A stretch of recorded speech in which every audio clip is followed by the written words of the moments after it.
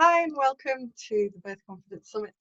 And I'm Charlotte Canny from Birth Essence, supporting women to feel confident. And today we have Nicola Goodall, who is a very experienced doula, and she's an absolutely amazing speaker with such a wealth of information to share with us today. So welcome, Nicola.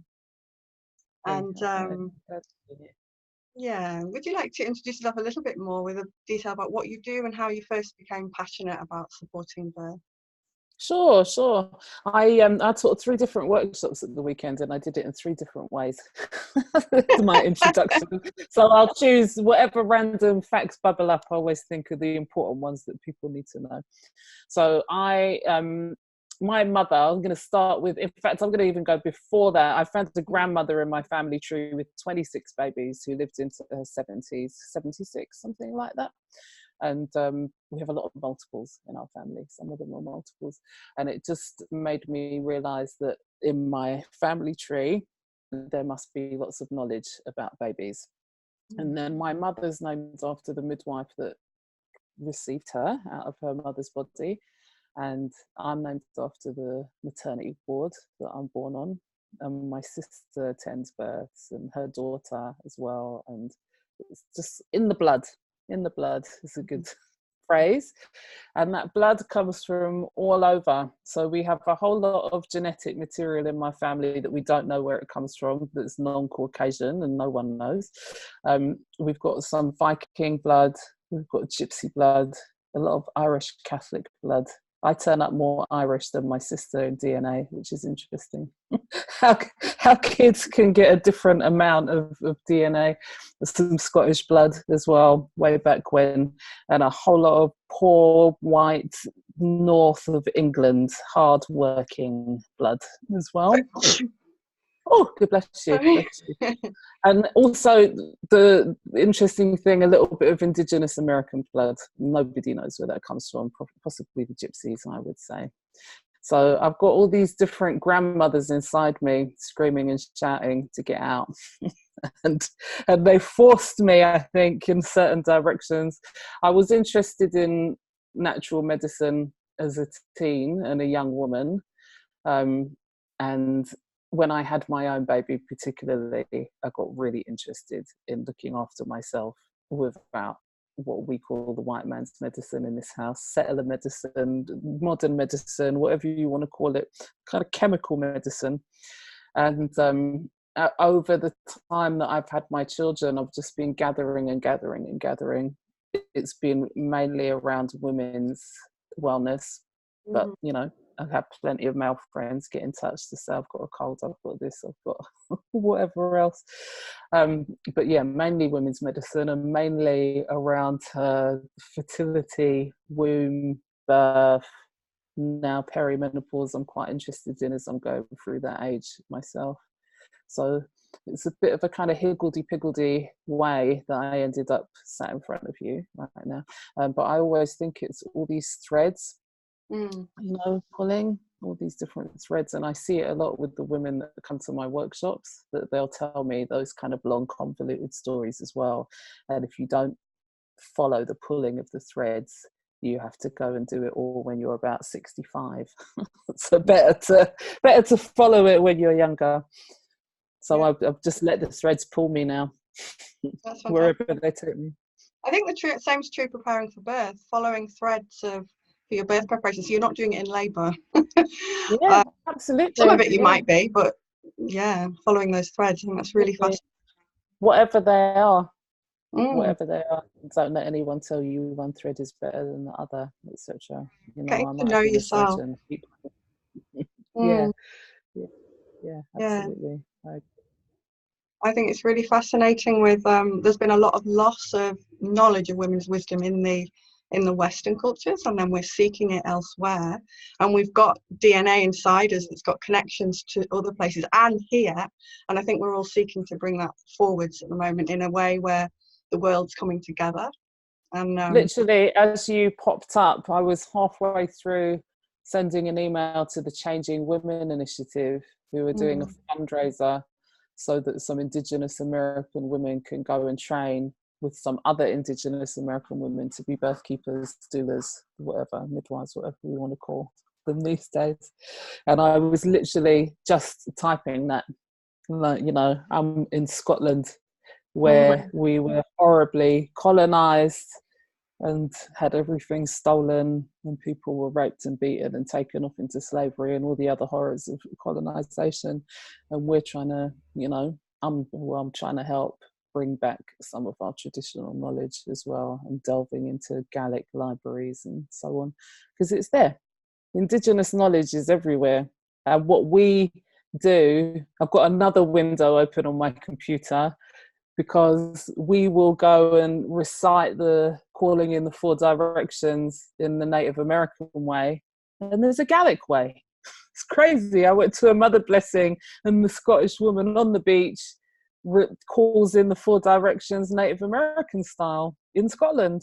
And I afterwards, she didn't even know that Yeah. we had our own ancient way of calling in the four directions. So we need to get that back. And you're right, and stop stealing other people's things, because actually your cells respond to whoever's in your family line, which I think is why I can like ping around the world and feel at home in many places and respond to herbs in many places.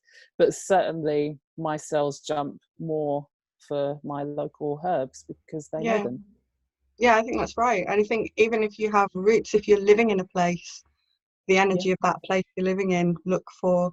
And I think we struggle to know it exists. Like you're saying, I didn't know that existed. I know it did exist, but I didn't know where. I don't know how much knowledge is completely gone, and we have to find it by inner meditation, and how much knowledge can be found, like you said, in libraries and pockets of places. And but that beautiful. There is definitely magic that happens as well when you open. Like, it's good that you said you might find it in a meditation, because you might do, you know, something might just come to you, because we know that there's 14 generations of grandmothers in our cells.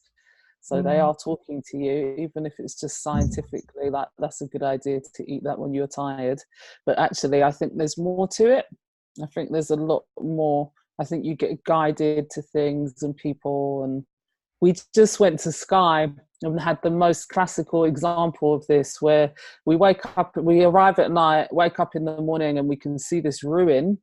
And I've just randomly selected whatever looks nice for us to stay, like no idea where we're staying.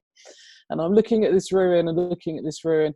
And as we drive down the hill to drive out of where we're staying, these guys are chopping the grass and clearing a farm gully irrigation channel. And they've uncovered a goddess statue and a holy well at the bottom of our road. And I find out that the ruins that I've been looking at belong to this Irish warrior queen, Scata. Oh, I saw you post about that. Yes, exactly. So she, in true Kung Fu style, you had to fight her daughters in order to get into her academy to learn her fighting styles. It's just perfect for me. And I actually went there with the intention of needing a sign, because I'm organising a retreat with a friend next year in the Highlands. How are we gonna, what direction is this retreat going in? And I think she, you know, well, we would say in my tradition, she called me there. So that we could use that as some kind of framework, and we can learn about her and share about her. So I think the magic is there once you start stepping towards it. Yeah. I love that we've started the conversation in a random way like this, because I think this is the thing. I've just been writing about an intuition, and I know Deborah and I just put a post about intuition recently, and we're so used to overriding that as a skill, as a level, as if it's like, no, that, you know, it's been derided, it's been not as good as the rational science or whatever, when it's just more communication, different ways of communication, and natural communication would be, you know, science, quantum science would look at it and go energy and be approving, but the sort of rational side, and actually you're saying, and the magic's there. And I think it used to in be part of particular, doctoring. Yeah, pregnancy, I mean, once you're in those states, those high hormonal states, I think it comes in very strongly, and you can't resist it almost sometimes. So menopause is the classic example of women just saying, I've had enough now, I'm going to India or whatever else. It used to be going out for some fags and milk and never coming back. Now it's going to do yoga teacher training. Things have changed over my lifetime.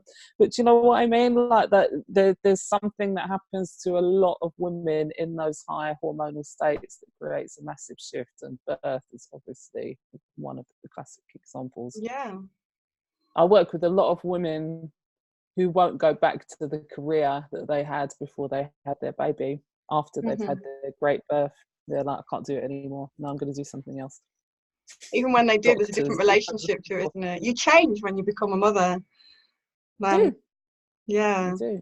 Absolutely. I know you do a lot of support of women, both as a doula and postnatally, and you feel that that's something we've kind of lost, that really needs to come back, that support of putting the mum at the centre and really honouring that shift, because it's such a big change. You sometimes need support with big changes. Absolutely. I mean, part of the job of looking after them in that month at least, but ideally the year after they've had a baby, is supporting their transition. It's not just about wellness and healing and so on. It's walking alongside someone that's become a completely different person. And that happens when you grieve, when you become a teenager and get your boobs, and when you start having sex. There's all these different times where it happens, but I think it's a huge leap going from, maiden to mother, for sure, regardless of what age you're at. It's really interesting you mentioned grief, because when I had my first son, I wasn't really knowing of all this. I'd started the journey, but was a bit stumbling around, and that's why I'm loving this conversation and all the people I'm speaking to. So some women might not stumble around as much as me. And I struggled a bit with that transition, and I had to grieve for who I was before, but I hadn't realized I had to do that, and somebody helped me do an actual grieving thing. And I know you've spoken about that, the closing the bones and so on, and the grieving, exactly. I mean, and it's celebration, the two sides. It's part of the practice internationally, and it used to be for us that you'd give them that time to grieve, and at the end of it they would have their death ceremony for who they were before and go off into their life. And we've just tossed all of that away. It's gone for now. For now. Yeah. So would you explain a little bit more for anyone watching this that's going, what's closing the bones, what's the death ceremony, what are you talking about? Yeah, sure. So around the world, most indigenous peoples around the world have a rest period after birth, and most of those peoples take 40 days. It's almost international that it's 40 days. Occasionally it's a lunar month for some people, but generally it's 40 days. And over those 40 days, there's a lot of rest and healing and building back up of the mother. And then after that, to mark the end of it, she has some kind of ritual or ceremony. So in Eastern Europe, she would be coming out of her mother bear period, it's called in a lot of places, and there would be a sauna and a steam bath with herbs, where she was beaten with the herbs, and there would be a cleansing of her and a massaging and a wrapping back up of her in furs, actually, because that's the tradition there. And then, you might go over to South America and be with an indigenous woman at the end of her 40 days, and she's having a steam bath. She's getting hit with herbs as well, and she's getting massaged and looked after and wrapped up, but she's getting wrapped up in cotton scarves, rebozos, something like this, and that's their tradition. And then Jewish women have a mikvah bath and a blessing, and that everywhere you go there's always some cleansing, some anointing, massaging, rubbing, whatever, and some kind of esoteric spiritual wrapping, which of course is what not so much anymore in the West, but traditionally what we do to our dead as well. So you take them, you wash them, you anoint them with oils, dress their hair, wrap them up, bless them, and move on to the next phase. So it's for us, it's for society, it's for the family structure so that you know that mother is honored, because mother is not honored in the West anymore. Mother is low down, just above grandmother, who's on the bottom, and she should be the other way around completely. Grandmother should be on the top with mother, and then grandfather and father, and so on. We have a lovely tradition in Islam where somebody asks Prophet Muhammad who's the most important person, and he says the mother, and they're like, well, who's the next most important person? The mother. And it goes on for like 5 times, and then it's the father. So it's an honoring, it's an honoring essentially, but also for women that go through, and it sounds like you've been through one of those ceremonies. It's very deep to contemplate death, to be honored as a woman, to have that thought that you have had to say goodbye to whoever you were before you became a mother, before everything changed. I mean, the brain completely rewires, the body completely changes, everything changes. Yeah. So it's important. What kind of transformations do you see in women who've undergone that? Does it really help them when in their everyday life as well? Yeah, I mean, it seems to really help their body, particularly if they were struggling with a prolapse or something. After they have a closing, sometimes it gets better, even though nothing specifically happened, physiologically that would help it. So it definitely seems to help their body. It definitely seems to help their ability to say, no, I'm not doing that. No, just women struggle with boundaries. Boundaries. I always think it's very significant that it's 40 days, because if you do something for 40 days, you rewire the brain into a habit. So you're setting that woman up for the whole of motherhood to know that she needs to be nourished, rested, honoured, looked after, that she comes first, not the school run, not IKEA, not the council meeting, or whatever else women drag themselves out to during that time, not the hair straighteners, and so on. She comes first. She's top priority, which isn't something that normally happens here, if at all, until menopause.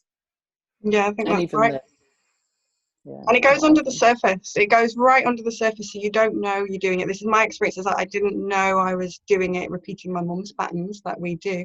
Even though I work as a therapist, even though I'd done all these layers of clearing of putting myself last, what I hadn't realised, I was putting myself in the gaps. When I had only 2 children, I could do that. Because before you have children, you've got all this time.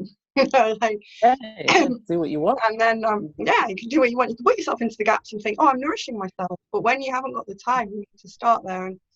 And I kind of crashed a bit.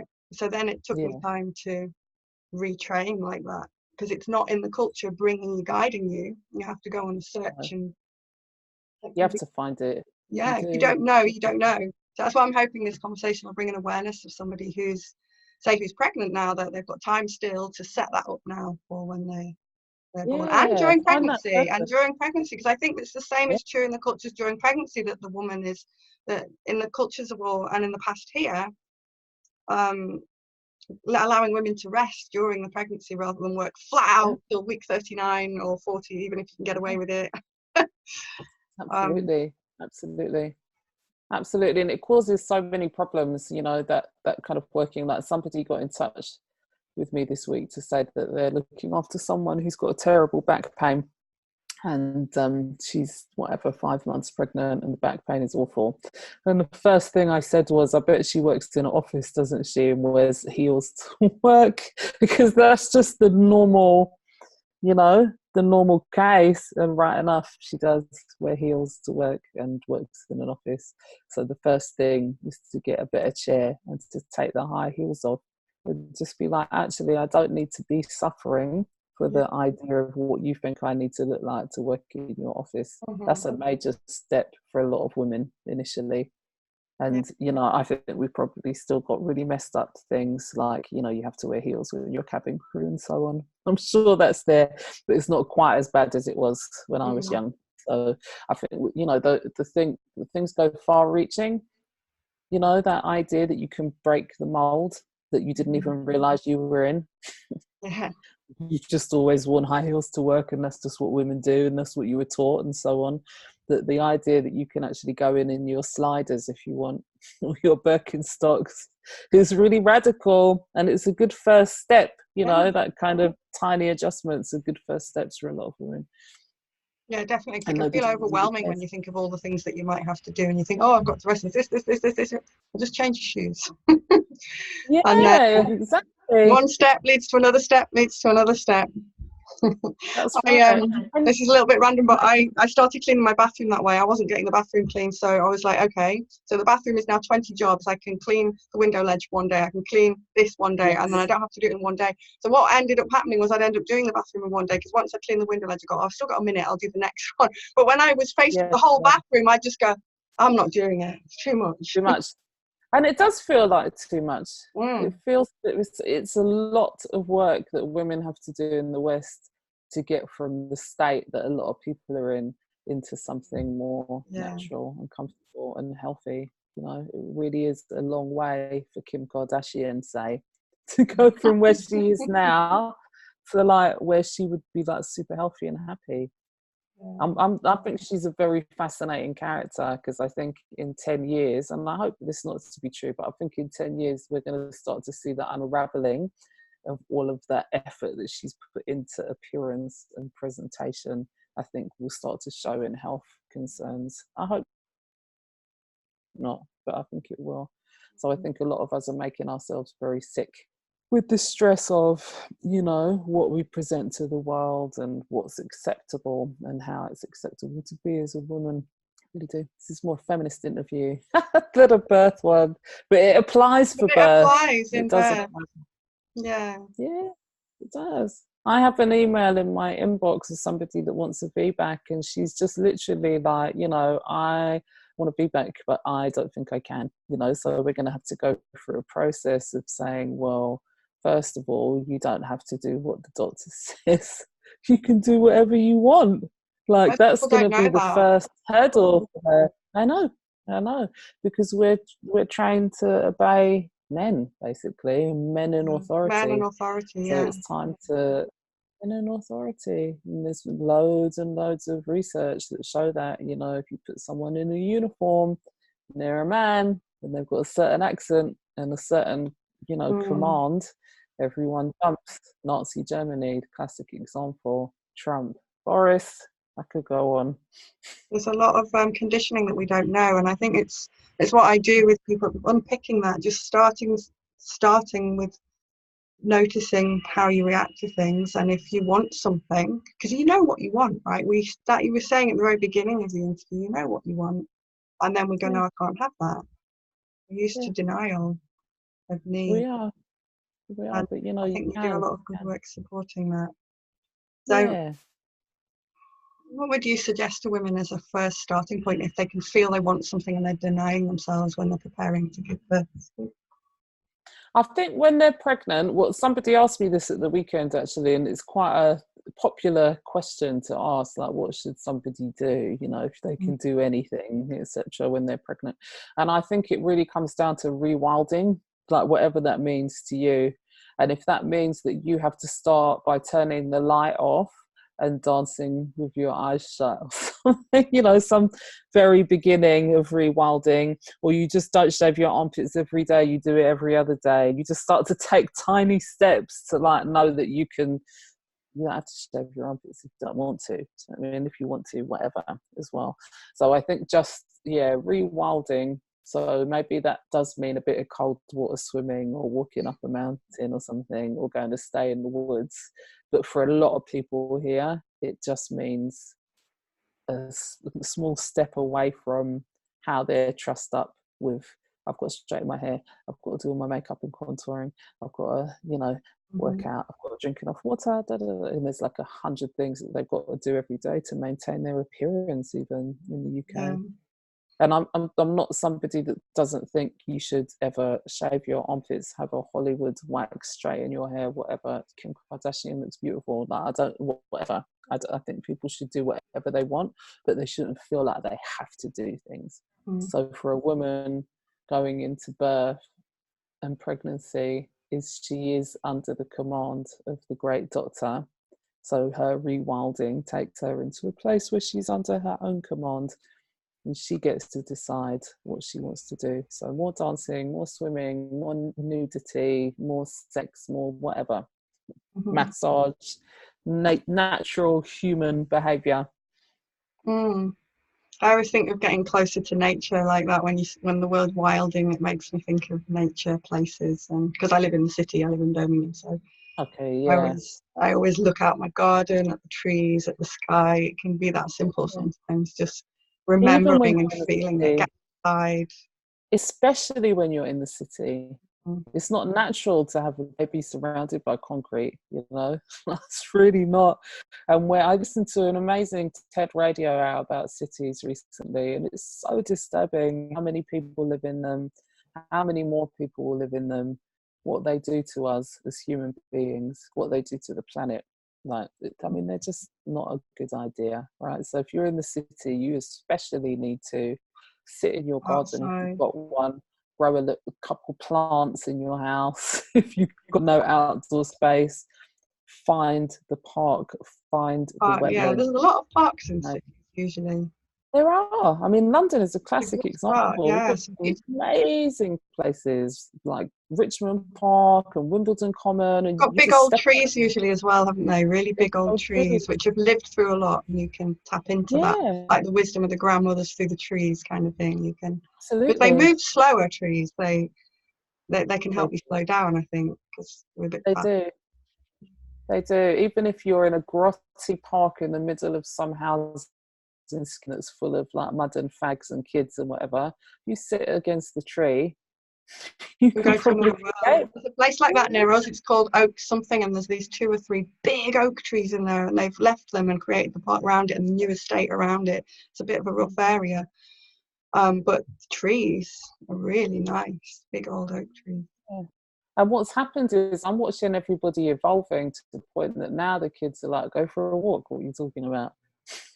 Go off the. I remember taking a kid to Richmond Park that had been born and raised in London, and his ball went off the path, and he wouldn't go on the grass to get the ball.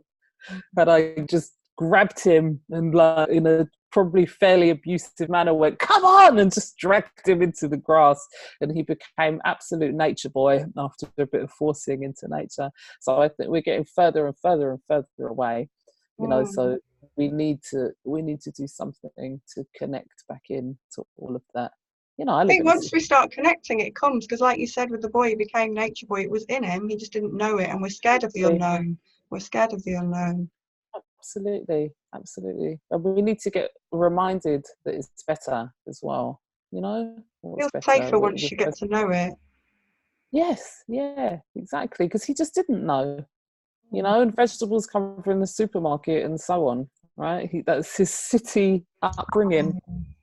He's Mm. now a father and like a completely different person. But at the time, he was really uncomfortable with nature. And now I think he'd be one of the first people, if you say, come on, let's get out of the city and go and walk in a wood. He'd be up for that. Yeah. So yeah, for city dwellers, definitely getting into nature. If you can get some time away somewhere, even better. You know, go to the Highlands, go to Ireland, go into Wales. Like, just get on the train. Even if you're just going for a walk for a day and you can't afford to stay the night, like, get out there, Yeah, connect. yeah, fantastic, that connection. A lot about connection, connecting with you, connecting with nature.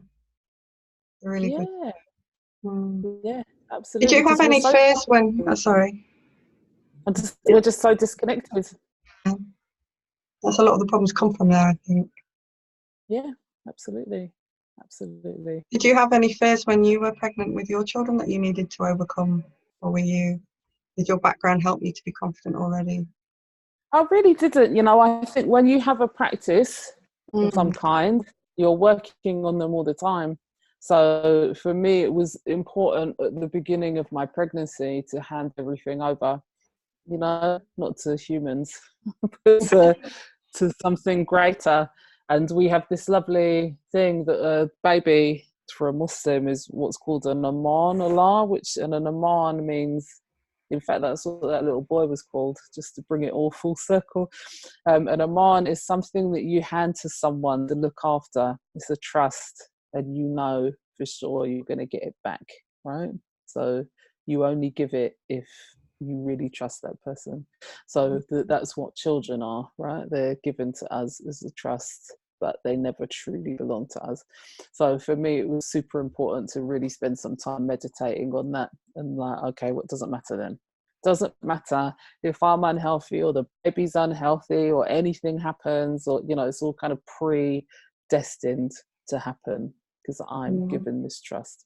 So I, as a result of that, and a lot of meditating and a lot of praying and a lot of just trying to understand the bigger picture, I really didn't have fears. Not that I'm remembering. Maybe I did at the time. I have journals, and for sure I got upset about things like relationships and so on, exterior things, but not necessarily about giving birth, raising a child, things. But who knows why? But Well, I I think think it's it's because I put that interesting together. because you talked about connecting in and like trusting like that, and they're things that perhaps people that are struggling with this aren't doing, or they're handing over to a doctor who doesn't trust birth, whereas you were handing over to something bigger that did trust birth.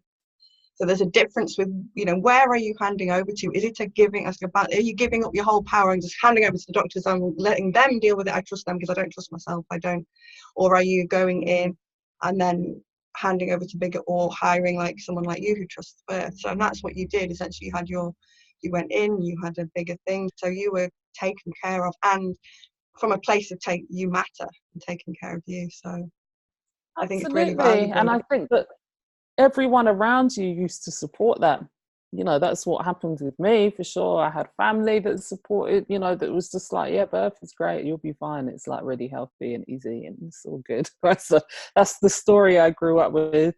And then I had you know, my religious community around me, like, this is going to be great. And if you have any concerns, you just give them to God, and, you know, we're all praying for you. And we know That the makes a big power of prayer difference, the praying. makes a massive difference. My sister's actually working on a proposal at the moment that I've got sat next to me, and she's got a few really, really significant pieces of research around prayer. One IVF clinic and one special care baby unit, and none of the people knew they were being prayed for, which is the unethical bit. But the results are massive. They're really clear, and you know, the God argument aside, that just shows that the power of intention Yeah, and, you know, the secret, all of that work there. When you send a thought, that is some energy, and by the law of yeah, thermodynamics, that energy travels and exists forever, and it's going to hit you at some point. Just this, I mean, I'm yeah, quite into all of that stuff. I haven't studied it nearly enough, but you know, so you used to have that community around you. You used to have, you know, your man next to you saying that, your kids, your grandma, everybody saying it's going to be fine, and we're all rooting for you. And yeah, now, because of the horrors of organized religion, and I'm not in any way taking away from the fact that organized religion has caused a lot of problems for women and birth and so on, you know, because of that, we've run in the complete other direction, where now we're like, oh, there's nothing, it's all just chance, it's going to be terrible, like, oh, there's just these doctors, and I've heard that they're not like really great, and then the midwives are attached to that system, and where am I going to go? There's no one, there's no shaman, there's no, you know, saintly woman at the you have to mosque, really etc. search, don't you? You If have you've to not got that really already, search. You have to really search for it, because the but support is also out there, it's just really finding it, it because is, it's not just given to you. If you don't have a supportive family, if all your family and friends are saying, no, we don't trust yeah, this, we don't think you should do X, Y, Z, that you've just felt in you want to do, you've got to find a community. You spoke a lot about community, and you had that you community did. around you, so you've got somewhere to take your fears to. You don't get the fears that aren't real then, because the outside isn't mirroring back to you weird fears that we get in the media, because your community think you can do it, and they've been there and done it. So And it's I the love that you've got that precursor to same thing. hypnobirthing, right? It's I mean, when hypnobirthing like explodes in the UK, I'm just like, well, that's what we've always done. Everybody's, you mutter to somebody, I'm a little bit worried. So when I had my third baby, a midwife said to me, oh, third babies, they're tricky, we'll see how this one goes. And that's putting that on into the room, right, for you. You've then got to deal with that.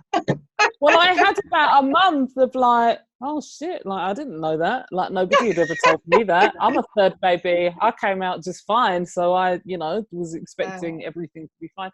And literally everybody I muttered it to that had any sort of religion, if you like, had the most brilliant answer. Oh, worry's just, part of the preparation. My granny in the Highlands used to say it's an old Gaelic custom. Worry is part of the preparation. Okay, so, doing a bit of alchemy on it. And then someone else would say, no, we're just going to pray. We're going to pray. It's going to be fine. Like, so there were just all these kind of mantras for making it better. And then, of course, if you pray 5 times a day and you spend a few minutes each time, you're making neural pathways just the same way as you are with hypnobirthing. And also you're expecting it to go well because you have hope, because you're a Buddhist, a Christian, whoever, if you've got whatever the developmental path is, then it's just hypnobirthing. Hypnobirthing is just taken all the little bits, right, and put it together in a structure. But essentially hypnobirthing is our human default, I think, to do that. And it's helpful if you've not got that community and not got a religion or not got something that, and you're a bit lost and you're looking to where to start. You need to find a community, you need to find something. It's faith.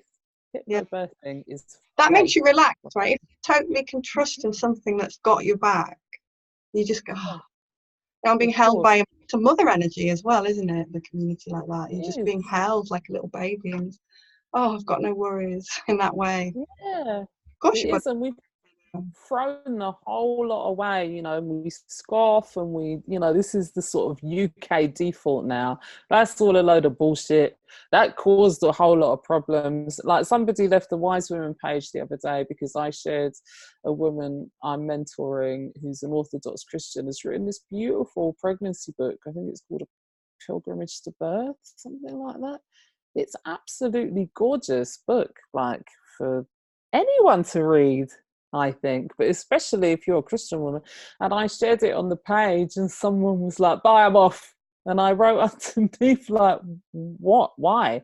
Like, we're inclusive here. Christian women get a lot out of believing in God and praying when they're pregnant. What are we saying? You can't do that anymore.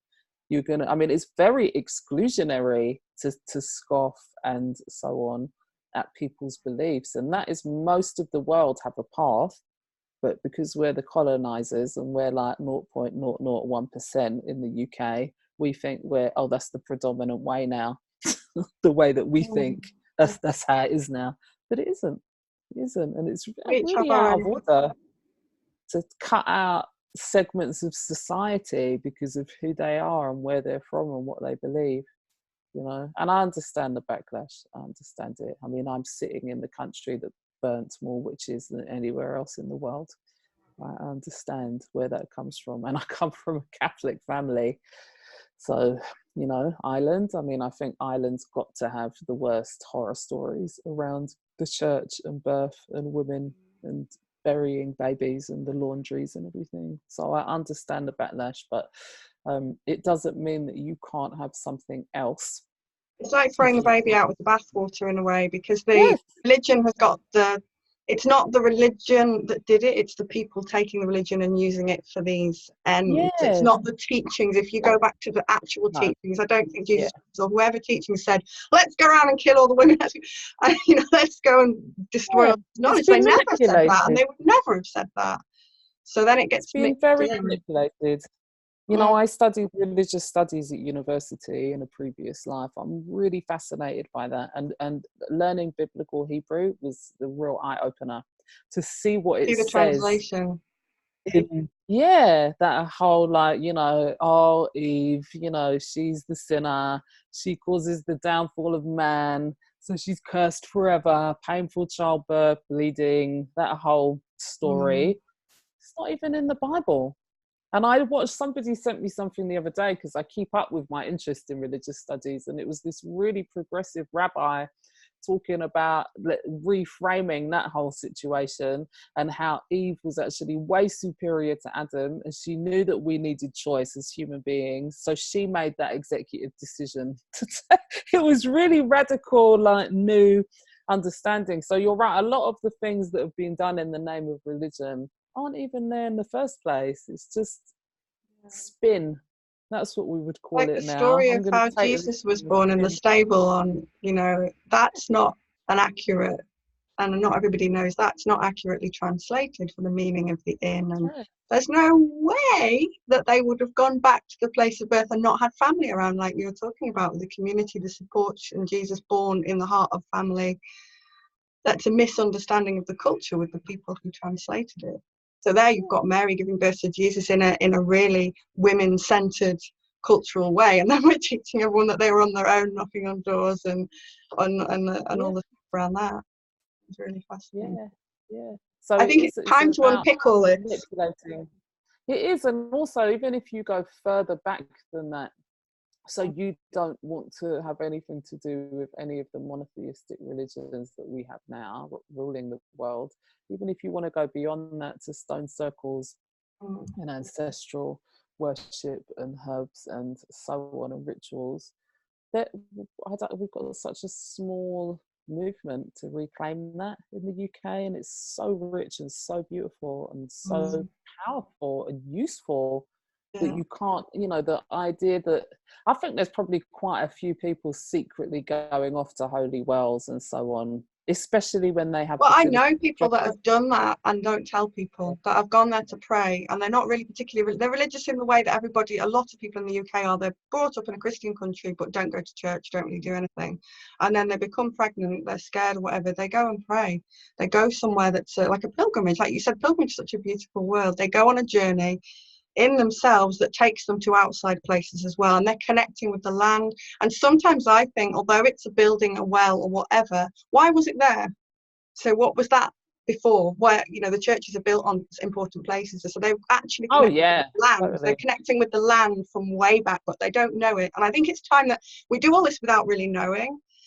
And the influence of the witch hunting, like you said, we don't really know because we can't remember it consciously. But I think it's time that the connection is there, so we're looking for that, and that when we consciously clear the impact that's still passed down generations of all that knowledge and the danger to be using that kind of wisdom overtly, then you can go through that and back to the roots, to the land, to you, without that. So I think it's really And exciting. their energy, it's energy. A lot of those places, like I read a paper the other day, all about when they've analysed places where there's standing stones, and it was absolutely fascinating to see. Like, I mean, I don't know how they're measuring the electricity, if you like, the energy, but when they go in a scientific engineering way and measure the electricity, there's all this crazy stuff that happens. So a lot of them, the energy, the electricity builds and builds and builds and builds and then discharges into the ground every so often.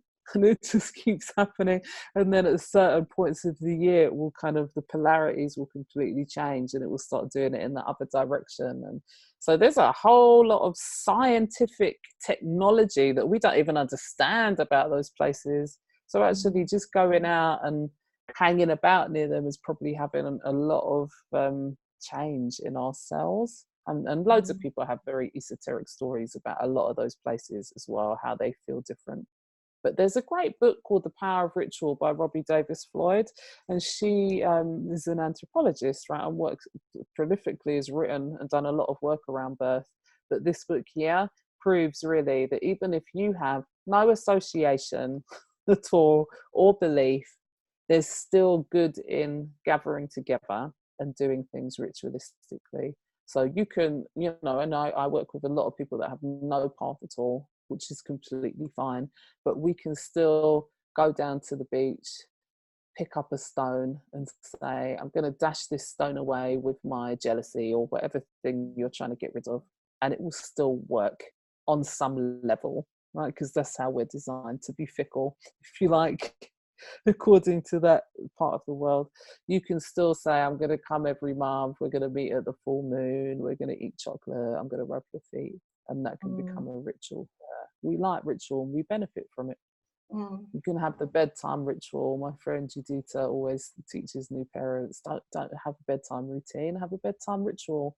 And it completely changes things for how the parents feel about their baby in Feel that about time it. of night. Ritual's more Yeah. honouring, isn't it? And it makes your heart feel, Yes. me anyway. It's important. It's not a Language is drag. really important, isn't it, as well? Like your language and your Very, mm. very. And we use a lot of really awful language because we use a lot of medical language. And everybody says, the dialogue in the UK is don't use pet names, for a girl's genitals. She's got to say the right words. And what are the right words? Vagina, sheath for a sword, pudenda, shame. So even our right words suck, right? So, words are super important. Personally, I think call it whatever you want, and I will use the same word, even if it's vagina, I will join in.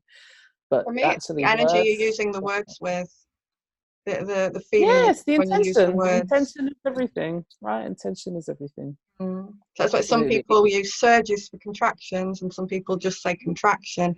But if you're feeling contracted when you say surge because you're scared, then it's Yeah. not that. But at the same time, choosing to use that different language is sending a message. Like I'm calling it surge because I want to feel open and to ride with it. That's having that effect. So I Yeah. would welcome women to change their language if it helps. Really, I mean, that's a great first step as well.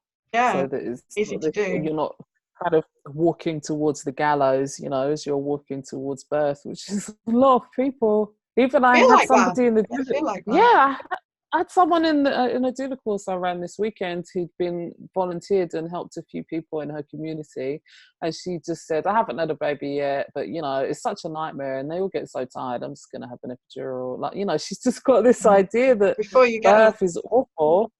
Yeah, but she comes from a country, I don't want to, out her and where she's from, but she comes from a country in East Africa and comes from a very traditional tradition, if you like. It's very close to what we've all done as indigenous peoples. And it's what's happened to her since she's come here, that idea, which is terrible, Yeah. and we had to do some work on that. Yeah, Because well, what a it's good to have shame. these conversations, get it out there that there's a different way. And when you were saying Yeah. like walking to the gallows, then it made me wonder, do you feel that some of the fear that women have and feel like they're walking to the gallows is partly this loss of the ritual where you actually take them through a death ritual? We're all scared of death, and that there isn't the acknowledgement of the transition, some connection with that we were talking earlier. I I hadn't do. Being thought, but comfortable with death is a really important part of human behavior. And what we've done is just gone, no, I want to talk about it. I just blocked it out entirely. Even a lot of people won't go to a funeral these days. But if you do, you can be sure the person is either completely plasticated by the embalming process or the lid is on the box. yeah, Muslim funeral is happening probably 24 to 48 hours after. There's no embalming, so you're going to see them in their true state, and you're going to watch them get put in the ground on the earth a lot of the time, right? So it's as real as it ever got. But now we don't do that anymore. We don't have wakes. I'm from an Irish family. We had wakes. Uncle Billy on the kitchen table. Everyone sits with them overnight, gets drunk, talks to them, says goodbye. So everyone is familiar with the fact that we're all popping off. It's inevitable for all of us, but we just don't engage with it anymore, and we don't see it anymore. It's completely disappeared. I live between an undertaker's and a cemetery. Time all the time, which is wonderful. But I got stuck in traffic the other day, and there were 3 cars in front of me on the street that I live in, and there was a funeral at the front with the coffin, and the 3 cars in front of me couldn't sit behind the coffin and did a U-turn. It wasn't a long time we were there, but I watched them one by one. No one wants to sit behind the coffin in the traffic even. And I sat there, and said some prayers for the person and the family, and then off we went. So the more we're taking death away from our reality, the more, of course, we fear it, because Yeah. it's never going away. It's looming in the background. It's the inevitable. I've been checking out Ram Dass recently, that I've only just discovered, even though everyone else discovered him in like 1968 or something. And he's most famous for saying, we're all just walking each other home, right? We're all in that direction. I'm late to the Ram Dass party, I know, but I love it. So I think, I think for me, when I look at my career doing this work and the good points, when I evaluate what my good points are, that is one of my good points, is that I don't have fear of death. When it's my turn and I'm dying, maybe it'll be different. But right now, I just don't have fear. And that's the ultimate thing that people are bringing with them to birth, is a fear of death, even though we don't talk about it, or a fear of the baby dying, or their partner dying, or the baby, your mother you're caring for as a clinician, dying. When you talk about it, it releases its power over you. Absolutely, because the chances are very small. Especially if you can speak about it to someone who's not scared of death, because then when you see that they're not scared with what you've just said, this big thing that you were too scared to speak about, they go, oh, something in them goes, oh, I've just said this terrible thing I was scared of, and they're still okay. They're okay. I'm okay. And it's like, yeah, it's like putting it on the table, put the elephant on the table and let's all talk about it, because otherwise we're in trouble, because it's all running in the background. Guaranteed, everyone that cares for you in the NHS is running in their background. Don't die. I don't want you to die. I'd like you to do this thing so you don't die. Even though nobody says that, that's what they're all intimating. So I want you to come into the hospital for your VBAC and have an epidural and Why? Ultimately, why? Because they don't want you to die. Or your baby to die. Yeah, and I'm not talking about being gung-ho with it and not understanding that it's a hugely sensitive thing for people to think about. Grief and the whole death picture is a massive thing that everyone needs to be delicate about. But actually, if your care provider doesn't fear it, that's a good start. If you are feeling or thinking about it, that's a good start to say it out loud. Most women at some point, when they're having their first baby, will say something to their partner like, if it's between me or the baby, it's got to be the baby, right? Like, it's a part of the conversation, isn't it? Part of the conversation. And actually, I'm noticing that's getting more and more hidden. And most partners, when you talk to them, will say, what if it's between her and the baby at some point? Right, so it's there, and we've got to talk about it and not spend a huge amount of time focusing on it, but just removing that fear from the equation, because it's a possibility at any point in anyone's life. So it's you're not that much more likely to die when you have a baby. You're more likely to die falling down the stairs or in a car crash. Yeah, putting it into perspective is really helpful. Really and still helpful. Acknowledging if you feel it. Someone told me that about the stairs when I was pregnant with my first child, and I've never walked down the stairs pregnant happily again. I then got a fear of walking down the stairs and not of anything else, that would walk down gingerly holding on. You're right, putting it in perspective. And then as the care provider, you don't have that, because remember, traditionally midwives, birth keepers used to attend the death as well. Yeah, they were comfortable at both ends. I think if you're scared of death, the fear of life as well, they go together, that because it's not what we think it is, death. I think we're scared of what we don't know, and it's not what we think it is. No, like you said, another journey, another transition. Even, we all go to our yoga class and do shavasana. That's corpse pose. That's you thinking, what will it be like? This is how you're supposed to do it. It's not just a physiological thing. You're supposed to lie there and think, I'll be dead one day. I'll be like, lying down, immovable. And then when you think like that, when you meet the woman that you can't bloody stand an hour later, it's very different to before you thought about that. There's a great psalm, I'm going to paraphrase it, but it's something like, you gain more from a house of mourning than a house of joy. Because that's what happens. We, all of us, every single one of us, leave a funeral, bring someone up, I really love you, I've just got to tell you, or this problem that we've got together, we have to solve it. Like, everybody moves forward, graduates. Respect of life. Yeah, respect of life, definitely. That's really beautiful. Yeah. What would your vision be for the future of birth, like preparing to become a mother? I think, you know, what I would really like to see is something how it used to be and how it is naturally for indigenous people around the world, and how it was for us. That, you know, you grow up knowing the woman that's probably going to be with you when you have your baby.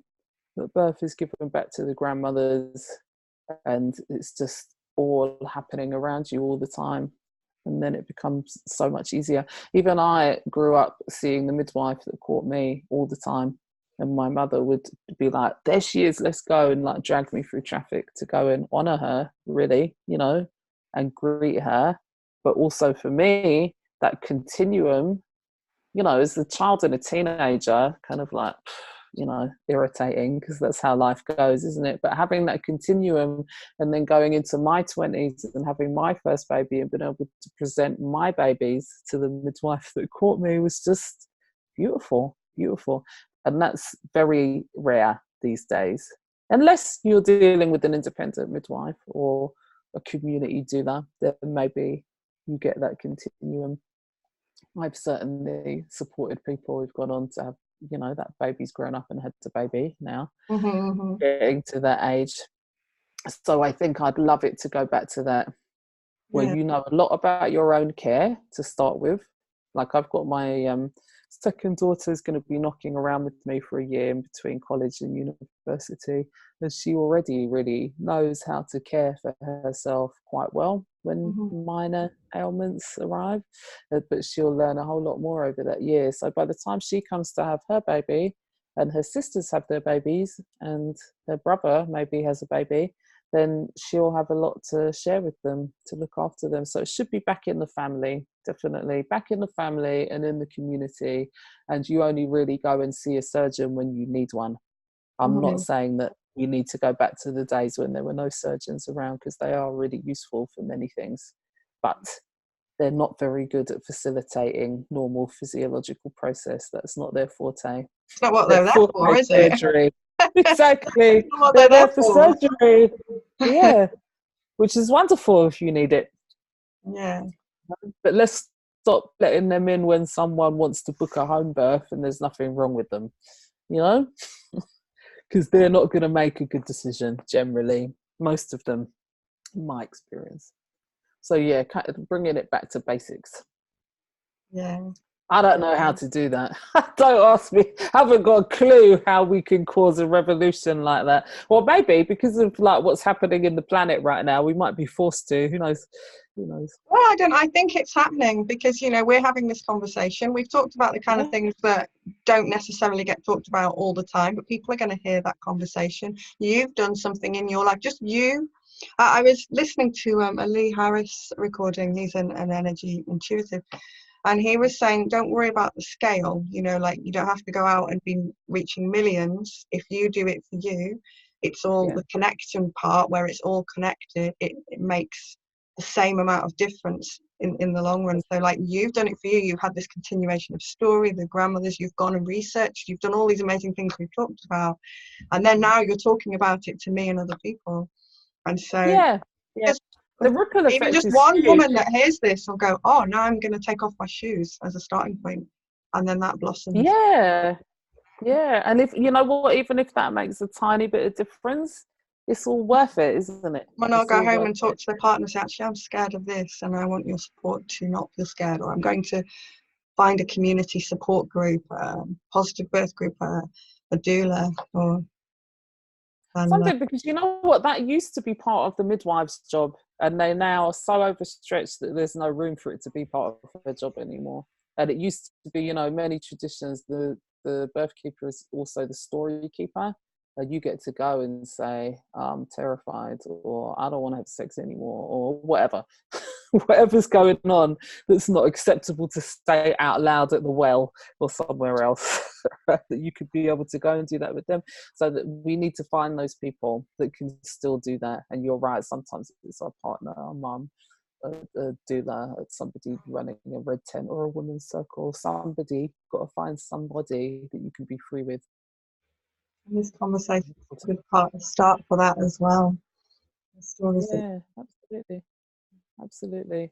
It's part of it, and what I think we do is we put physiology on women when it's not, so, oh, her baby's not coming out for some reason. And probably it's for some emotional, spiritual reason. And there's nothing physiological, there's, untold births where people can say the baby was lined up, nothing wrong with her, nothing wrong with the baby, it's still not coming out. And that's because we're not doing that work. And of course, even sometimes if we try to do that work, it doesn't work out and the baby still doesn't come out. But generally, doing the work. if you're doing that work, they'll come out, and women can give birth really well. That's why we're all sat here, because surgeons are relatively new inventions. There was very little surgery. I was talking to the guys over the weekend. There's very little surgery around the world until recently. The only people that I've seen that were doing surgery were Incas, from my reading, with obsidian blades and so on, because when the Spanish get there, they're like, well, they're really far ahead of us doing all this incredible stuff. And then occasionally cesarean in Africa in one of the tribes, right? And somebody saw that happening and then brought it back and changed it into what we know now. But generally there wasn't surgery. So, we had to deal, otherwise we would have been wiped out as a species. Well, I think there's much less need for it. There is a need for it, but much less need for it. And I've witnessed the transformation of just a simple question like, what is it you're worried about? Okay, air that, and then bang, it's gone because she's spoken, and then everything. Yeah, and that's what we used to call the art of midwifery. Very little of that is taught now. It's very, very little of it is taught because it's also seen as not research based. So if you're working with somebody on releasing their fears to give them an easier path to clear the way, you're seen as, you could probably get struck off if you said that as a registered midwife these days. I'd like that to change as well, to bring that path back into the midwifery. I would. So I had an independent midwife for my third, and she did do that. She'd always ask me. We always did the urine thing. We always did the checking the baby's heart rate, and she always felt him and what's some blood pressure. So we always did those few things. And then she would always say, so how are you feeling? How do you feel about the baby? What's going on for you? Always spent time talking that side of it. And it was my third baby as well. So I was getting all this, you're enormous from everybody, because not that many people have 3 babies. And I think I personally got bigger each time. And I would go to her, look, people are really putting me off with this. She's like, how do you feel? I said, well, I felt fine till they all said it. And she's looking at me and going, you look like an ordinary woman having a third baby. You don't look wrong to me. You don't feel wrong. And, put it back in perspective. But everyone, I was big, right? He was bigger than the others. He was £9.6 and they were £7 something, the others. So he was bigger. But they were like saying it as like, oh my God, and then you're a bit vulnerable. I was a bit vulnerable to that. And she was able to reassure me. I had that support with her, and I knew she was experienced, so I could trust her. Like you said, I could trust that. So I chose to trust that rather than the random people at the football club who have no knowledge of birth. So who are we going to trust? The random people that we hear all the time out in the street who don't have the birth knowledge, or the really experienced midwife who predicted? She predicted how big my baby was going to be. She thought he was going to be £9.7 and he was £9.6, but with the meconium and whatever else before we weighed him, could have been spot on. And by feeling the baby, she didn't tell me till afterwards, but she had that skill. And that shows why it's important to have one-to-one midwifery care where they don't have a huge load, because your midwife, she felt me all the way through. So she's feeling your baby getting bigger and bigger, right? So she's got a more.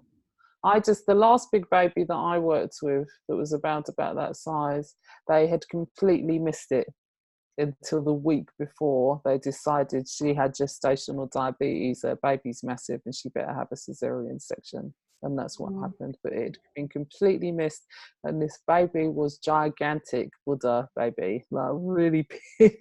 And nobody had even bloody noticed. And then on the flip side, they're constantly telling people your baby's too big or too small, right? Because that's what the machinery says. Yeah, rather than she knew he was bigger, but not that he was wrong bigger. There wasn't anything wrong with me, just because the muscles are looser and whatever reason. So that's really important, isn't it? It is, and also you're right, we're losing a lot of the skills. We're losing the skills to listen and support, but we're losing the skills for palpating the same baby all the time. We're losing the skills for people having more than 2 babies, because you're right, not many people do. Although I meet some Depends big your families community, but generally.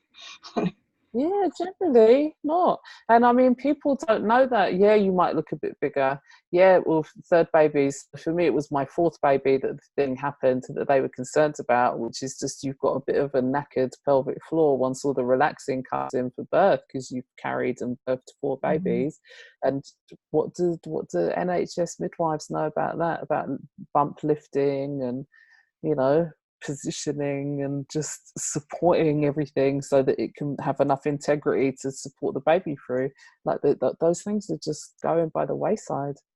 They really are. But I went to spend a day with the new cohort of midwives at the University of West Scotland last week, and there's 103 of them, which is a massive intake. It's normally way less than that.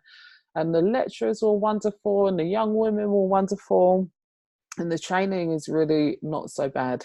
But yeah, there's going to need to be some acceptance that you're going to have to be accepting these esoteric things like listening, time, faith, When you put it like that. touch as well. My God, like there's so much missing that's essential. Even I had an indigenous midwife tell me that, you know, the art of midwifery is all contained in a look. You should be able to share love and faith and all of these things with a look. Love is missing as well. Love is a really important part of taking care of pregnant women and preparing them for birth. And there's a lot of people where love is completely missing all the way through, even from the person that got them pregnant. And that's a tragedy, a real tragedy, a human tragedy. It shouldn't be happening at all. What's encouraging about that for me is that the solution in some ways is so simple: love, listening, touch, caring. So it's not impossible for us to get there. No, you don't need resources, not physical ones. It's not like, you know, how we approach healthcare in this country is, you know, we try to, oh, we need to change this thing, this terrible thing is happening. Oh, we'll give it 3 years funding and throw loads of resources at it and a few people. And then at the end of the 3 years, it will just go down the plug hole and we're back where we started, because it's all seen as being really expensive.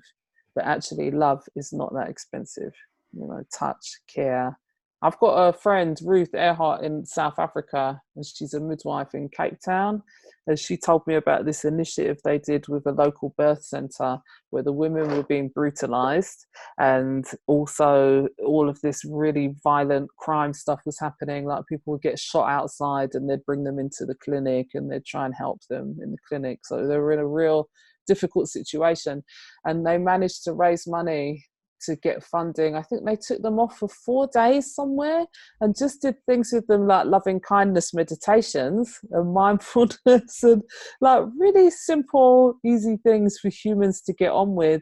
And then they've gone back, their work environment is drastically changed because of how they interact with each other now. But all their figures for health and safety and care are through the roof, just from a little bit of human stop and think behavior. It's lovely. I'm doing it no justice. She told me the story in a much better way than that.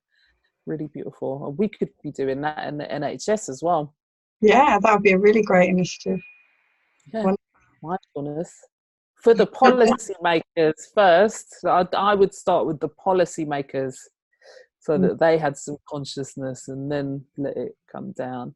The doctors, surgeons, not Mr. No eye contact. I'm God, I don't even need to look at you before I put my hand up inside you. That kind of thing. That also needs to change. So I think a lot of our problems can be solved, with very simple things. Simple medicine. So if there was one thing you would like every woman to take from your interview today, if there was anything you'd like her to take as a starting point? Yeah, get out and do the wild thing. Yeah. Whatever that is. Yeah, I know it's a bit cold, right? Going into cold season, but you can wrap up warm and walk in the park. Look at the sun. Pick Yeah. up some conkers or whatever. Like, just spend 5 minutes. We're so time poor and so agitated. We can't even spend 5 minutes looking at a tree or Yeah. the sunset. And I'm talking about myself as well. Yeah, I I can't keep sit forgetting still in when I'm front of. doing these interviews indoors. And it's on my Yeah, son's homework list to go and have a conker fight. Seriously, they put it on his homework. right. Yeah. Yeah, Got good. this It new sounds homework passport wonderful. that includes things that are non-academic, includes, you can see that they're aiming at things that are not being done, like go and find some conkers and play a game with them. That's homework, you know, like, because Good. kids aren't doing that. We're in a city, so they're telling them to go and do it for homework. So Yeah, it might good. happen. Really great. And look at that. That's a wonderful thing to do that's been happening forever, ever, ever. Mm. You know And they're that making sure kids it's in happening. this land have done that for like whatever the last 5,000 years or something. So it's wonderful. Yeah, and we need to have a word with ourselves. I was stuck in this loft over the weekend teaching all these classes, and I love it because I've got a big family, so it's so nice to be in a space on my own. And I barely go out, so I stick my head out of the loft window and look at the birds and the clouds and the sunset and dawn and whatever I can see. You know, I saw a lovely bit of lichen that was most beautiful colour. Just try and get a little bit of nature. Yeah. But if Beautiful. I'm not in the city, yeah, it's there. It's Yeah. there. Well, Bees, thank you for flowers. talking to us today, and My I'm going to take that pleasure. and do some wilding for my next interview. Oh, Garden oh, it and was my family. interesting. That's an interesting way it went, isn't it? An interesting way. Things that don't get discussed often. Yeah, that's been my intention behind a lot of these conversations, to bring out Good. what we need to be talking about. And I think it's time. People want it. People They want it, and do. they need it if they don't know they need it, and they don't know, then now they Yeah, do. I So thank agree. you I so much really for your agree. time today. I My really pleasure. My pleasure. thank you. You're going to turn us off.